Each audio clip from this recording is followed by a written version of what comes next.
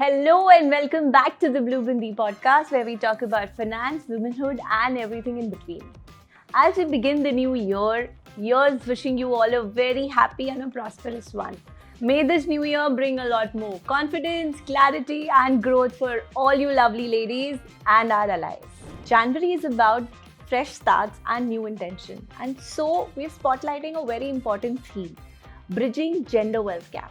What better time to talk about building financial confidence and long-term wealth?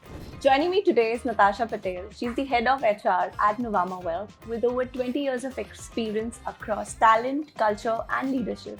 She's worked closely with individuals navigating pay gaps, career breaks, growth, and confidence. She's here today. She'll be sharing her experiences with us.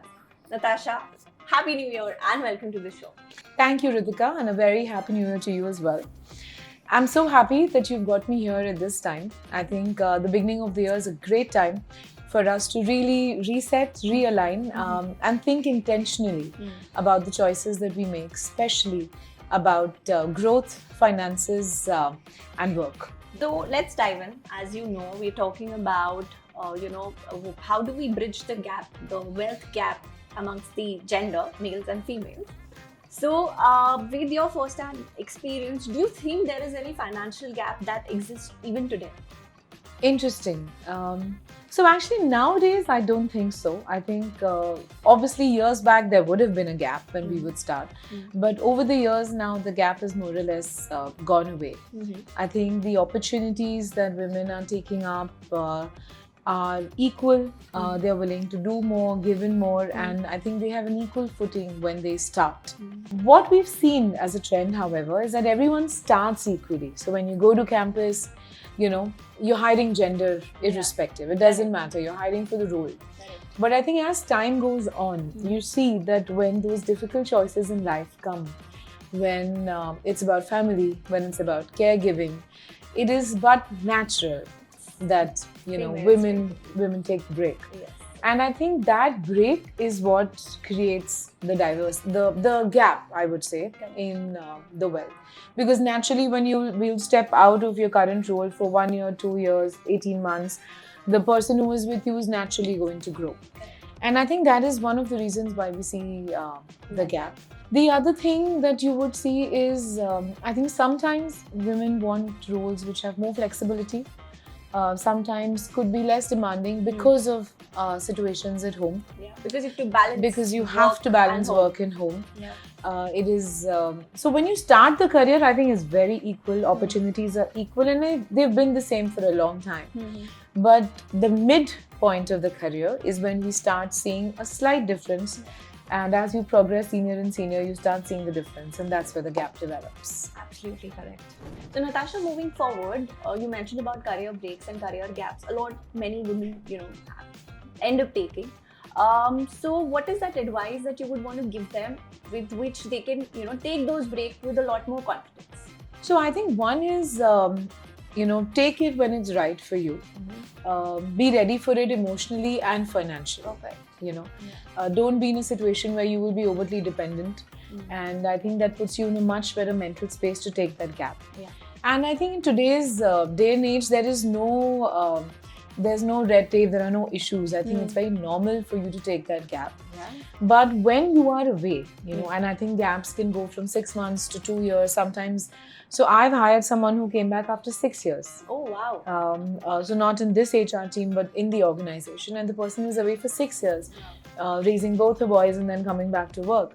So I think in the time that you're away, make sure that you spend enough time in staying connected to people you work with, continue that network, maintain relationships. I think take some time to upskill yourself. Actually, because the way you said 6 years is a big gap. But it is a big gap, yes. Keep but even if it's a year, spend some time, learn something, read something, be updated in your field. And I think when you come back, be very open to opportunities. Yes. So be open to taking new roles, new opportunities. It's very difficult for them to hold the role, but it's very difficult for us to hold the role back. So be open to it.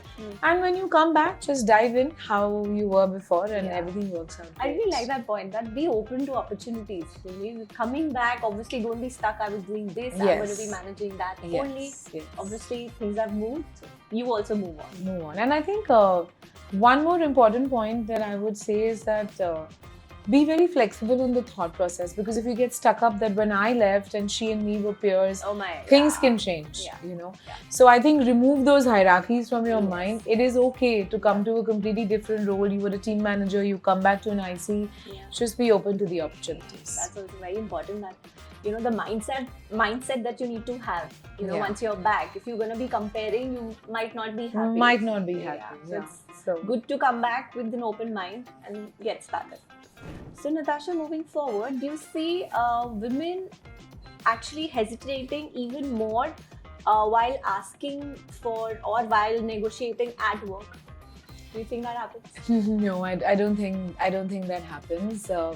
I think even though maybe at home we are a lot more accommodating, and I think we're taught as kids also to be more accommodating, share, etc., and take a back seat. But I don't see that at work.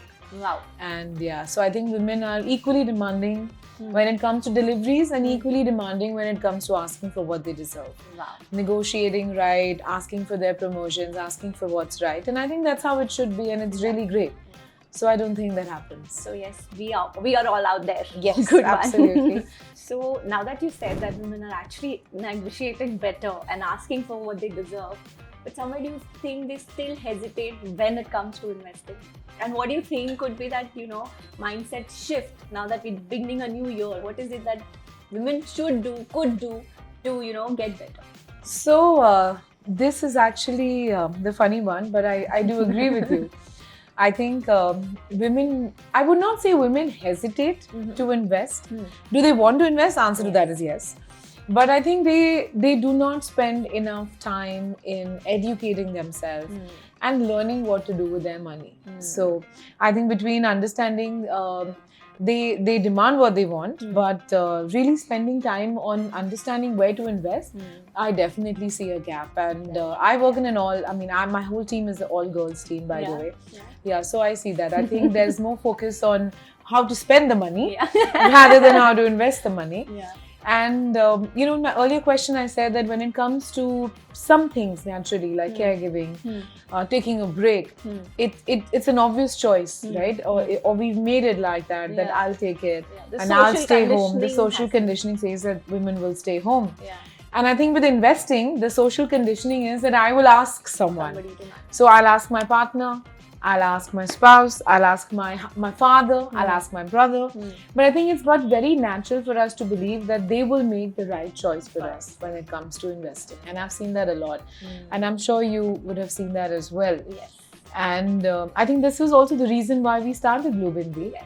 And the primary objective was that let us educate women, make them self-sufficient in investing, how they are self-sufficient everywhere else. Yes. And I think that is what they should do. They should spend time in understanding investment products, understanding patterns of investment, what can they do, setting their financial goals, doing, understanding what do they want to achieve financially, when do they want to retire, doing all of that for themselves, So I think if they start doing that, it's very important. And I think as BlueBindi, we can be a platform that adds to it. It's great. But there's a long way to go when it comes to women investing well. Yeah, I think that's what we're trying to do with BlueBindi. And as you rightly said, it's about the new year. We want them take that step, Absolutely. Go out, learn. Somebody's there to help you, somebody's there to navigate you, but at least go out, reach out to people who can help you understand this better. So I think if I had to give advice for the new year, it would be that take the decision to be financially independent and in control of your finances. So that's you are the New Year resolution. That is something because you are financially independent, but be in control of your investments, be in control of your retirement plan is what I would say. Yes, that's the New Year resolution for all out there. So we're going to have some fun now. So I'm going to read out the meaning. You have to guess the word for me. Sure. Okay. Sounds fun. For the audience, you please lift that and show that to the camera. Okay. And the first thing is, you have to guess this for me. When someone temporarily hands over their projects to welcome a new tiny member in their family. Maternity leave. Perfect. Correct. Put this down? Should I Yes. put this down? Okay. That one meeting where your past 12 months' performance are summarized into just one. The appraisal or your performance review? Perfect. Next. This one is nice. A benefit where you technically become a tiny investor in your own employer. ESOPs. Correct. Absolutely right. Okay. Or your full compensation package, including your salaries, benefits, and bonuses. Your annual CTC. Perfect. CTC. Okay, this one is interesting. How does your HR find out if you're an extrovert, an analyst, or someone who clicks strongly agree too often? What? I mean, ideally we do the psychometric testing, Perfect. and that's how you do it. Perfect. Okay, this one is nice. The corporate version of a welcome party, minus the party. The induction. Okay. Another word?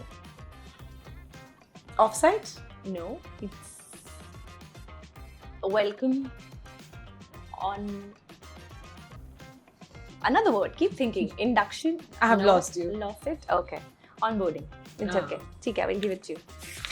A leave that starts right after becoming a co-parent, not a co-worker. Your paternity leave. Absolutely. 100% correct. Congratulations. Thank you, Ritika. I think after 20 years, I better get that right. Yeah, obviously. Thank you, Natasha, for such an insightful and thoughtful conversation. A perfect way to begin the new year with so much clarity and confidence. Thank you so much, Ritika. Thank you for having me here. I think it's always a pleasure to be on this platform. Blue Bindi is something that I'm as passionate about as you are. True. So it's really great to be here. And I do hope that everyone takes up that New Year resolution. Yeah. And I think even I need to do more. So I think for all of us, yeah. Yes. Thank you so much. Until next time, keep listening to the Blue Bindi podcast, and here's to a year of learning, growth, and building wealth with purpose. Thank you.